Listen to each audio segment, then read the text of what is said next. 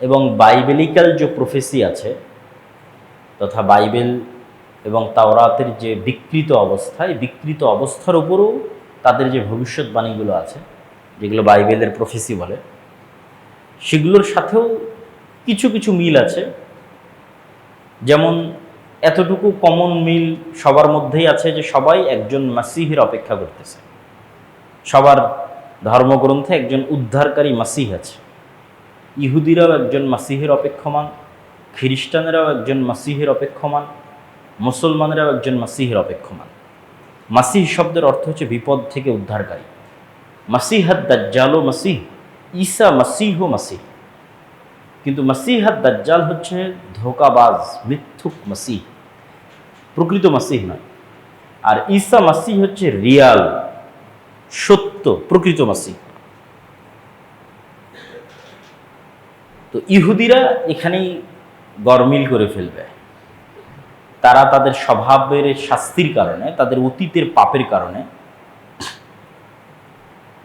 তারা মিথ্যা মাসিহকেই মাসিহ বলে মেনে নেবে, বিপদ থেকে উদ্ধারকারী বলে মেনে নেবে, এবং আসলেই দাজ্জাল তাদেরকে বিপদ থেকে উদ্ধার করবে।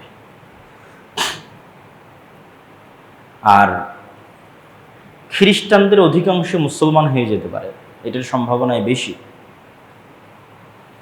তাদেরও কিছু কিছু দাজ্জালের অনুসারী হতে পারে, তবে বেশিরভাগ মুসলমান হয়ে যেতে পারে।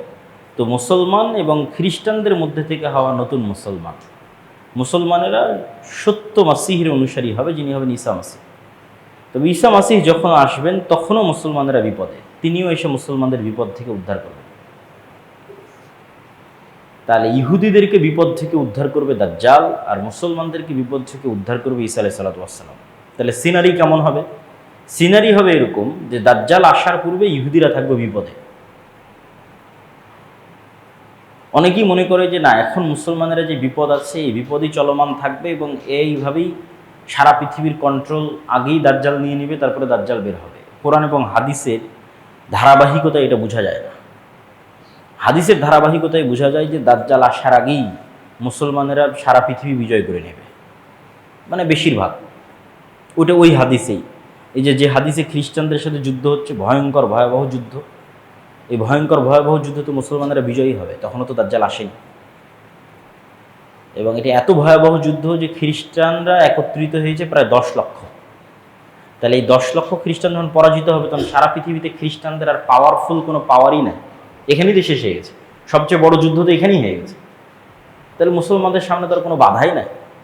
মুসলমানরা একের পর এক দেশ বিজয় করবে, ইস্তাম্বুল বিজয় করবে, ইতালির রাজধানী রোম বিজয় করবে, এবং এই যুদ্ধের পূর্বেই হয়তো ভারত বিজয় করবে, মসজিদে আকসা বিজয় করবে। এরকম আরও কিছু হাদিসে ইঙ্গিত পাওয়া যায়। তার মধ্যে এগুলো যেগুলো বললাম এগুলো সহি, আর দুই একটা কিছু জয়ীফ হাদিসও আছে। তথা সারমর্ম হচ্ছে, যখন ইহুদি এবং খ্রিস্টানেরা বিপদে তখন আসবে দাজ্জাল, যখন সারা পৃথিবীতে মুসলমানদের জয় জয়কার, যখন মসজিদে আকসা থেকে, ভারত থেকে, ইস্তাম্বুল থেকে, ইতালির রাজধানী রোম পর্যন্ত সব মুসলমানেরা বিজয় করে নিয়েছে, এবং যারা ইসলামের শত্রু তারা যখন বিপদে, তখন এবার দাজ্জাল বের হবে রাগান্বিত অবস্থায়।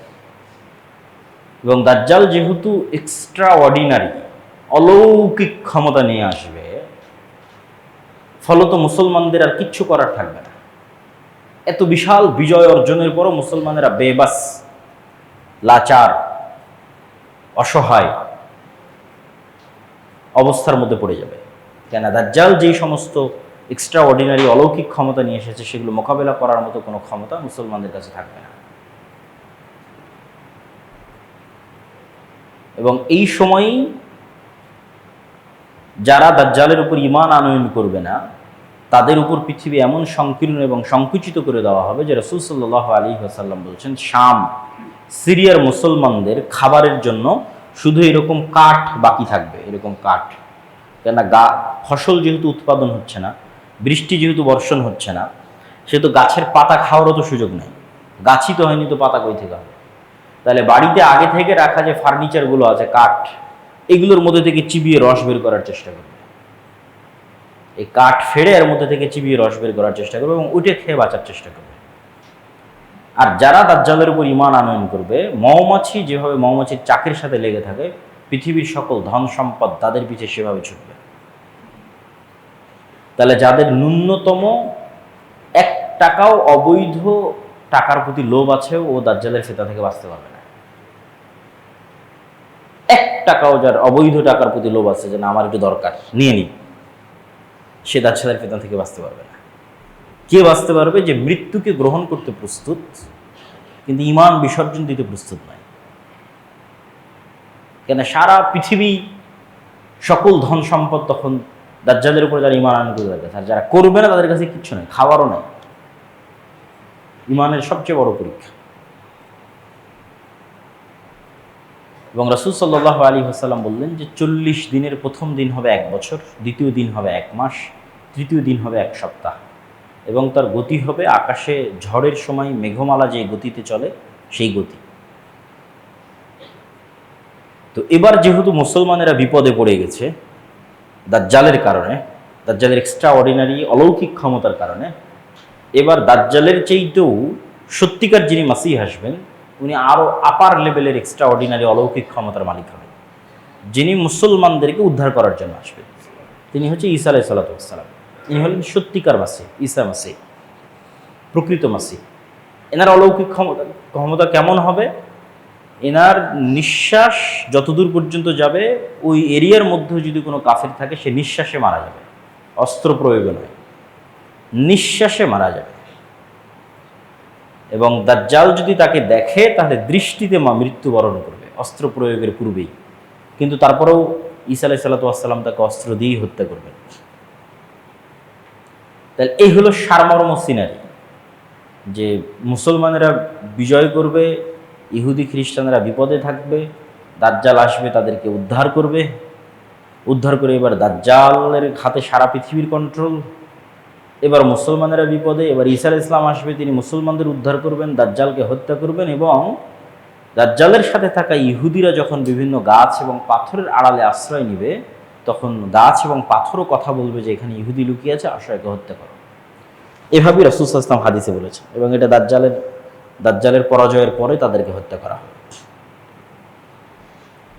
এবং এই ফিতনার পরে, এটা পৃথিবীর সবচেয়ে বড় ফিতনা, দাজ্জালের ফিতনা, কিন্তু এই ফিতনার পরে আল্লাহ সুবহানাহু ওয়া তাআলা ঈসা আলাইহিস সালামকে বলবেন যে এখন যে ফিতনা আসবে ওটার সাথে তুমিও মোকাবেলা করতে পারবে না। দাজ্জালের ফিতনার সাথে তো মুমিন মুসলমানেরা মোকাবেলা করতে পারেনি, ঈসা আলাইহিস সালাম এসে মোকাবেলা করলেন। তো ঈসা আলাইহিস সালামকে আল্লাহ বলবেন এখন যে ফিতনা আসবে এটার সাথে তুমিও মোকাবেলা করতে পারবে না, সেটা হচ্ছে ইয়াজুজ মাজুজ। অতএব তুমি মুমিন মুসলমানদের নিয়ে তুর পাহাড়ে আশ্রয় নাও। এবং ইয়াজুজ মাজুজের বের হওয়ার কথা এরপরেই বিভিন্ন হাদিসে, সহিহ বুখারী এবং মুসলিমের হাদিসে বর্ণনা করা আছে। ইয়াজুজ মাজুজের সংখ্যাধিক্য সম্পর্কে রাসূল সাল্লাল্লাহু আলাইহি সাল্লাম বলেন, এটা সহিহ হাদিস, যে একদা রাসূল সাল্লাল্লাহু বললেন যে আদম সন্তানের প্রত্যেক 1000 জনে 999 জন জাহান্নামে যাবে আর একজন জান্নাতে যাবে। তখন সাহাবীরা সবাই হতাশ, যে 1000-এ যদি 999 জাহান্নামে যায়, একজন জান্নাতে যায়, তাহলে আমাদের খুব চান্স কম যে আমিও সেই জান্নাতি ব্যক্তি, খুবই কম। তো যখন হতাশ সাহাবীরা, তখন রাসূল সাল্লাল্লাহু আলাইহি ওয়াসাল্লাম বলেন হতাশার কিছু নাই, এই 999 জনের বেশিরভাগই ইয়াজুজ মাজুজ। তাহলে 999-এর যদি 900টাও ইয়াজুজ মাজুজ ধরি, ক্লিয়ার করেন রাসূল সাল্লাল্লাহু আলাইহি ওয়াসাল্লাম তাদের সংখ্যাটা, বলেছেন বেশিরভাগ। ধরেন আমি ধরলাম 999-এর 900টা ইয়াজুজ মাজুজ ধরলাম, কথার কথা। তাহলে আদম থেকে নিয়ে কিয়ামত পর্যন্ত যা মানুষ সৃষ্টি হয়েছে তার 900 গুণ হতে হবে ইয়াজুজ মাজুজকে, তার 900 গুণ হতে হবে। তাহলে 100, তার বিপরীত।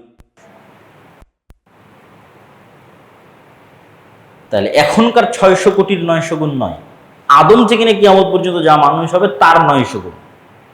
তাহলে ইয়াজুজ মাজুজের সংখ্যা কত হতে পারে? বেহিসাব, অগণিত, অসংখ্য সংখ্যা, যা গণনার মধ্যেও আনা সম্ভব নয়। তবে দাজ্জালও আদম আলাইহিস সালামের সন্তান, ইয়াজুজ মাজুজও আদম আলাইহিস সালামের সন্তান। দাজ্জালও বানু আদম, ইয়াজুজ মাজুজও বানু আদম। কেউ যদি মনে করে দাজ্জাল মানে কোনো technology, chat GPT, Gemini, AI, দাজ্জাল মানে আমেরিকা, এগুলো ভুয়া কথা। দাজ্জাল বানু আদম, মানুষ, আদমের সন্তান। আবার ইয়াজুজ মাজুজ বানু যদি কেউ ভিন্ন ভিন্ন অর্থ এবং বিকৃতি করে, এটা বিশুদ্ধ আকীদা না, আদমের সন্তান।